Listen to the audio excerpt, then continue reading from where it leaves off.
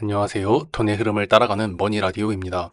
오늘은 요즘 미국 주식 중에서 가장 뜨겁게 주목받는 반도체 회사, 바로 AMD에 대해 이야기해 보도록 하겠습니다. 혹시 AMD 들어보신 적 있으신가요? 이름은 익숙한데 정확히 어떤 회사인지 잘 모르겠다는 분들이 많으실 겁니다. 오늘은 그 궁금증 쉽게 풀어들어 보도록 하겠습니다. AMD의 풀네임은 첨단 마이크로 장치들이라는 뜻입니다. 이름부터 기술 냄새가 나지 않으신가요? AMD는 컴퓨터의 두뇌인 CPU, 그리고 게임이나 영상 작업에 필요한 GPU를 만드는 회사입니다. 우리가 쓰는 노트북, 게임기, 심지어 데이터 센터의 서버에도 AMD의 칩이 들어가 있습니다. AMD는 1969년 미국 캘리포니아에서 설립되었습니다. 창업주는 제리 샌더스라는 엔지니어였는데요. 그는 원래 페어차일드 세미컨덕터라는 반도체 회사에서 일했는데 너무 관료적인 조직 문화에서 실망해서 기술자는 존중받아야 한다는 신념으로 직접 회사를 차렸습니다. 이런 얘기를 들으면 약간 스타트업 창업자 느낌이 나지 않으시나요? 내가 더 나은 회사를 만들겠다, 이런 패기입니다. 현재 AMD의 CEO는 리사수입니다. 그 대만계 미국인으로서 MIT에서 박사학위를 받은 반도체 전문가입니다.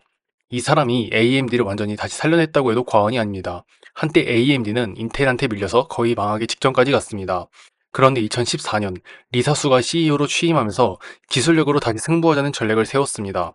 그 결과 AMD는 인텔을 위협하는 회사로 완전히 부활했습니다. 덕분에 최근 몇 년 사이 주가도 폭발적으로 상승했습니다. 말 그대로 반도체 시장의 역전 드라마입니다. 그럼 AMD는 어떻게 돈을 벌까요?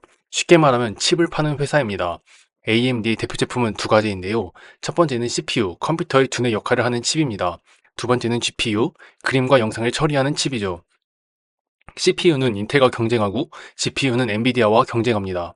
AMD의 CPU 브랜드는 라이젠, GPU는 라데온입니다. 컴퓨터를 조립해본 분들이라면 다 들어보셨을 것입니다. AMD는 개인용 PC뿐 아니라 데이터 센터용 서버 칩, 그리고 플레이스테이션이나 엑스박스 같은 게임기용 칩도 만들고 있습니다. 그래서 단순한 부품 회사를 넘어 IT 산업 전반에 깊게 연결되어 있는 기업이라고 볼 수 있습니다. AMD의 수익 구조는 크게 두 가지로 나뉘어져 있습니다. 하나는 컴퓨팅과 그래픽 부문, 즉 개인용 PC와 노트북용 칩입니다. 또 다른 하나는 엔터프라이즈와 인베디드 부문인데, 즉 서버나 게임기, 산업용 칩입니다. 최근에는 두 번째, 특히 데이터 센터용 칩이 빠르게 성장하고 있습니다. 왜냐하면 세상이 지금 AI 시대로 다가가고 있기 때문입니다. AI를 돌리려면 엄청난 연산 능력을 가진 칩이 필요한데 AMD가 그걸 공급하는 회사 중 하나입니다. 그럼 과연 이 시장의 경쟁 구도는 어떻게 될까요?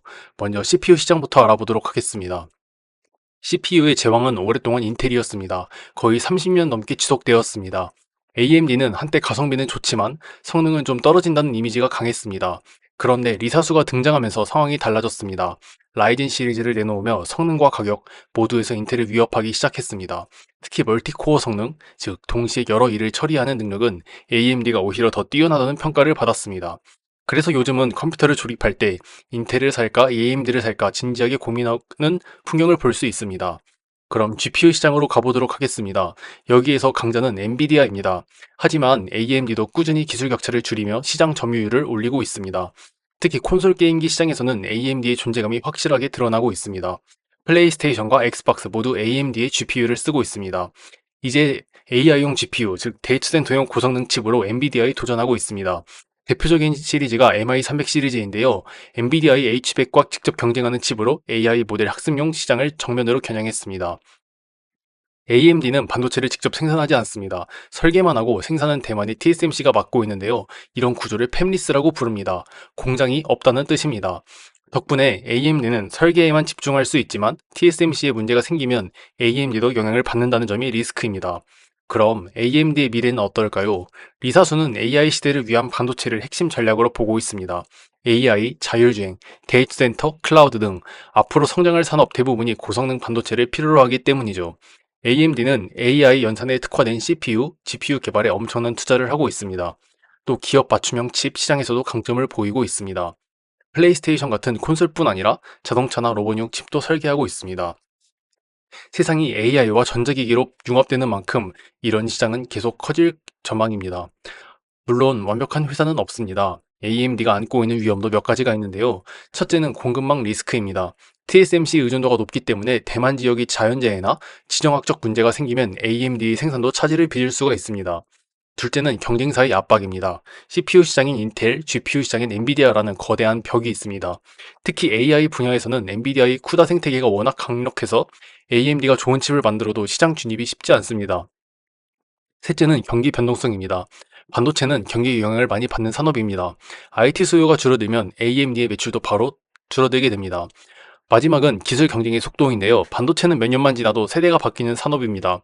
AMD가 지금은 잘 나가지만 기술 경쟁에서 한 번만 뒤처져도 시장 점유율이 금방 흔들릴 수 있습니다. 그럼 투자자로서 AMD를 어떻게 봐야 할까요? AMD는 분명 상징성이 있는 기업입니다. 단기 실적보다는 중장기적으로 기술 산업의 흐름을 보고 접근해야 하는 회사입니다. AI, 데이터 센터, 클라우드, 자율주행 같은 미래 산업의 중심에는 항상 고성능 반도체가 있습니다. 그 시장이 커질수록 AMD의 기회도 함께 커질 것입니다. 물론 주가는 이미 이런 기대를 어느 정도 반영하고 있습니다. 그래서 단기적으로는 오르내림이 있을 수 있지만 AI 시대가 계속되는 한 AMD의 기회는 분명히 존재합니다. AMD는 한번 무너졌지만 다시 일어난 회사입니다. 리사수의 리더십과 기술력, 그리고 시장의 흐름, 이 세 가지가 함께 움직이는 기업이죠. 하지만 아무리 회사가 좋더라도 언제나 중요한 건 적정한 가격이라는 점 꼭 기억하셨으면 좋겠습니다. 오늘의 이야기가 AMD를 이해하는 데 도움이 되셨기를 바라며 지금까지 돈의 흐름을 따라가는 머니라디오였습니다. 감사합니다.